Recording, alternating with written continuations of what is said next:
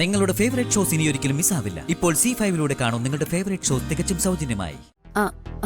അല്ലെങ്കിലും ഈ മീനാക്ഷി ഇവിടെ വന്ന കാലം മുതല് ഒരു നെഗറ്റീവാ അല്ലേ? ഇവള് വേണമെങ്കിലേ കെട്ടിയോന്റെ ഫുഡിലും വിഷം കലക്കി തരും.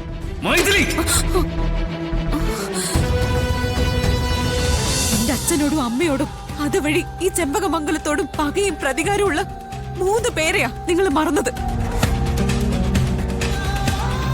ഇന്ദ്രജ, വൈശാഖ്, പിന്നെ നിങ്ങളുടെ പഴയ ഭാര്യ മൈഥിലി.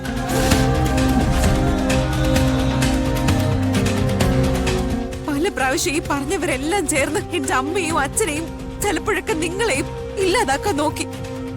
ഈ മായമ്മ കൊലക്കേസിന്റെ പിന്നിലും അവരുടെ കറുത്ത കരങ്ങളില്ലേ? അവരുടെ കോൺസ്പിറസി ഇല്ലേന്ന് നിങ്ങൾ ചിന്തിച്ചോ?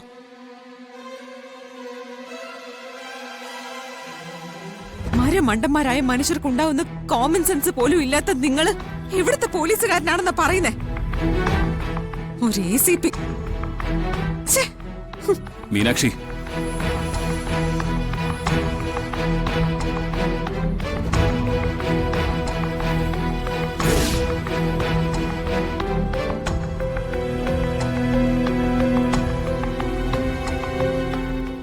അത് കലക്കി.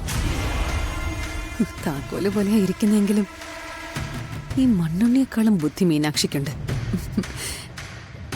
എങ്കിലും എനിക്ക് കാർത്തിയോട് അടുക്കാനുള്ള വഴി മീനാക്ഷി തന്നെ വെട്ടിത്തെളിക്കുന്നുണ്ട്.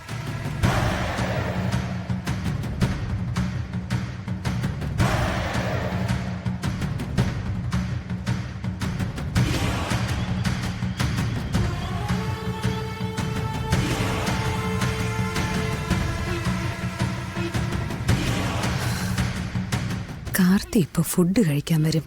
ഇത്രയും വഴക്കിട്ട സ്ഥിതിക്ക് വിളമ്പിക്കൊടുക്കാൻ എന്തായാലും അവൾ വരില്ല. എനിക്ക് വിളമ്പിക്കൊടുക്കാൻ പറ്റും. കാർത്തിയോട് പതുക്കെ അടുക്കണം. പുരയ്ക്ക് തീ പിടിക്കുമ്പോഴാണല്ലോ വാഴ വെട്ടേണ്ടത്.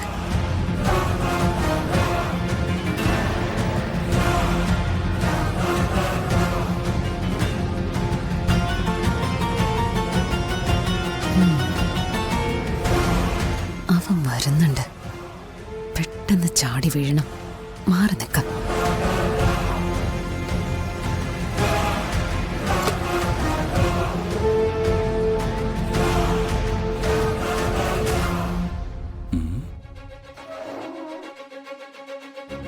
ആരെയും കാണുന്നില്ലല്ലോ. ഈ മീനാക്ഷി ഇത് എവിടെ പോയതാ?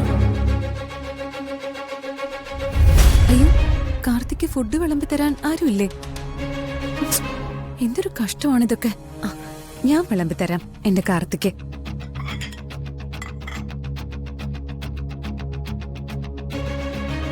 എന്നാലും ഫുഡ് വിളമ്പിത്തരാൻ മീനാക്ഷി വന്നില്ലല്ലോ.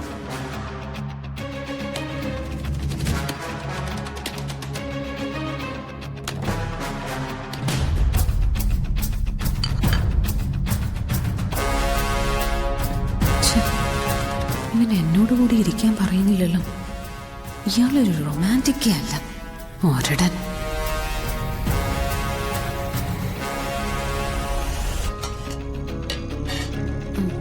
എന്നാലും മീനാക്ഷി കാർത്തിയോട് കാണിക്കുന്നത് ഒട്ടും ശരിയല്ലെന്നാ എന്റെ പക്ഷം.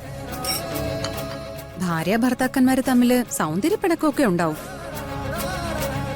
അതൊക്കെ സാധാരണവും സ്വാഭാവികവുമാണ്. അതിനൊക്കെ ഇത്തരം ക്രൂരതകൾ പാടില്ല.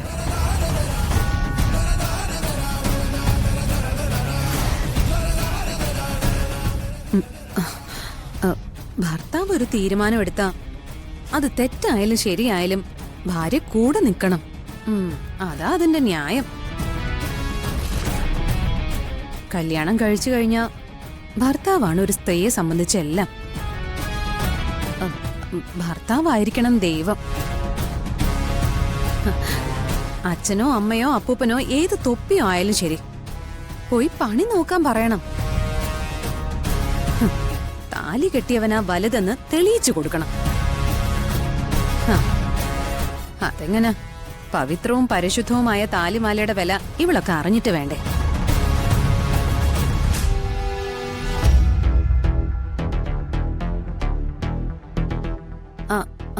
അല്ലെങ്കിലും ഈ മീനാക്ഷി ഇവിടെ വന്ന കാലം മുതല് ഒരു നെഗറ്റീവാ അല്ലേ? ഇവള് വേണമെങ്കിലേ കെട്ടിയോന്റെ ഫുഡിലും വിഷം കലക്കി തരും. മൈഥിലി!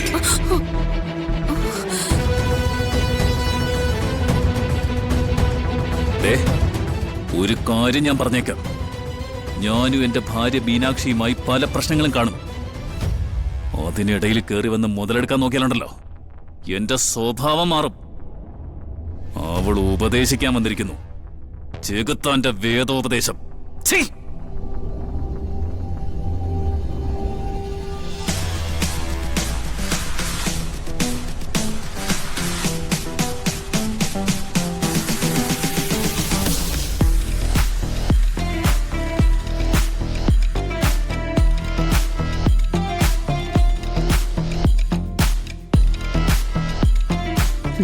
നീ എത്രത്തോളം എന്നെ ചവിട്ടിത്തേക്കാൻ ശ്രമിച്ചാലും അതിനതിന് ഞാൻ ഉയർന്നു വരും. വീണ്ടും ഞാൻ നിന്റെ അടുത്തേക്ക് വരും. എനിക്ക് നിന്നെ വേണം, മീനാക്ഷിയെ തോപ്പിക്കാൻ.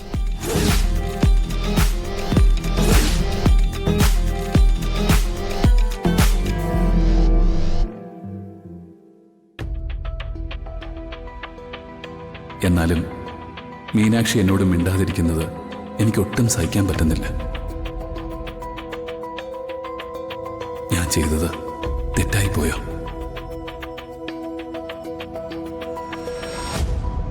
അതെ, വാതിലൊന്നും അടയ്ക്കണ്ട. കൊതുകും പാറ്റയൊക്കെ കയറും കാർത്തി. കൊതുകോ പാറ്റയോ എന്ത് വേണമെങ്കിലും കയറിക്കോട്ടെ. നിന്നെക്കോളം ഭേദമാണല്ലോ അതൊക്കെ.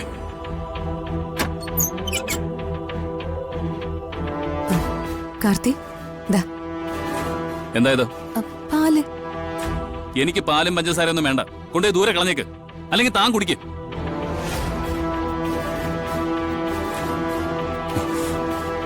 ഒന്ന് വിളിച്ചു നോക്കാം.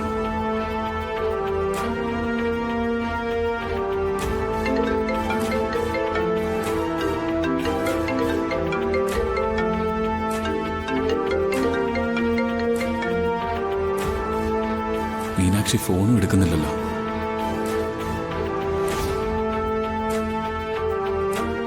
എന്താ കാർത്തി, വല്ലാത്ത ടെൻഷൻ പോലെ? എന്താ വിഷമിച്ചിരിക്കുന്നെന്ന്? ഒന്നുമില്ല, ഒരു ചെറിയ തലവേദന.